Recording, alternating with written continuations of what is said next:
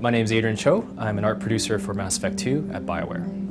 I'm an artist myself, but my daily job kind of consists of making sure all our artists do their jobs, actually produce the content on a timely manner and to the best quality possible. So I kind of make sure that they're kind of freed up from any roadblocks. So it's kind of making sure the whole production line kind of moves smoothly. This is really kind of almost like the second generation of 360 games.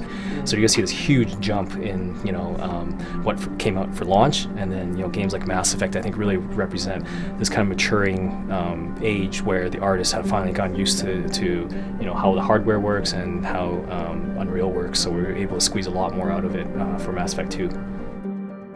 There's a space station in Mass Effect 2 that you actually go to. It's a really, really awesome environment, kind of Blade Runner-esque, and it's a space station that's kind of stuck inside an asteroid. It's called Omega. One of my favorite environments is the Omega station. Inside it, I don't think I've ever seen anything quite like that in a video game. It's grungy, dirty, industrial, seedy, kind of the underworld.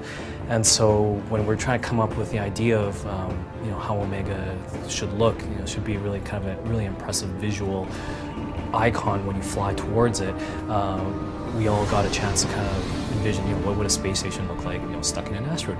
So, we started off with some ideas.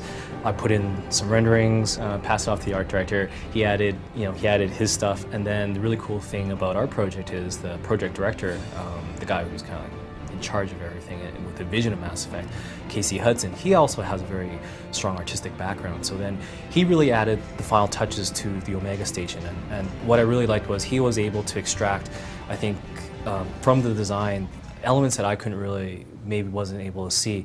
And that was really cool to see the end product. The editor is actually where everything kind of comes to life. We do a lot of VFX in here. We place all the actors, all the set pieces. So what typically a level artist will do, they'll build all the individual pieces here, and then they'll texture and light inside the editor. So really, all the levels are just made up of really simple pieces. And then technical artists, we kind of go in, make sure everything's kind of efficient, make sure textures they're using are kind of good quality but not too expensive, make sure the collision's good. And then we also check out different lighting modes to make sure all the parts are getting lit properly but not too expensively. You basically want to create the best looking game, but without spending too much money on the effect if you don't have to. So it's just kind of creating the illusion of complexity without just kind of smartly building things. What we've done is actually built a lot of high detailed meshes. We can spend a little bit more time modeling these pieces.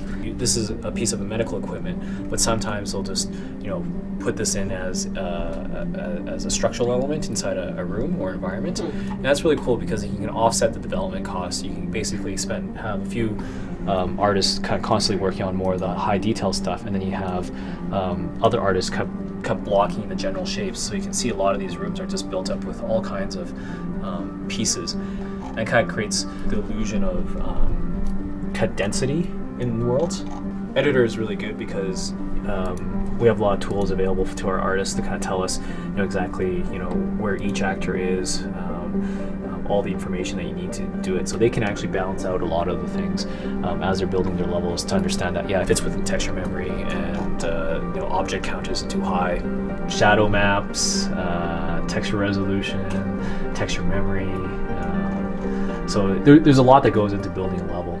Visual style, the look of the game is very important. I think that's actually what separates Mass Effect 2 from a lot of other games out there right now. And the project director will challenge me and say, I think you can do better on that. Mass Effect, this is better than what you put in. And sometimes I realize, hey, maybe that's a little bit too conventional. So it's great as an artist to grow on a project like this and learn a lot.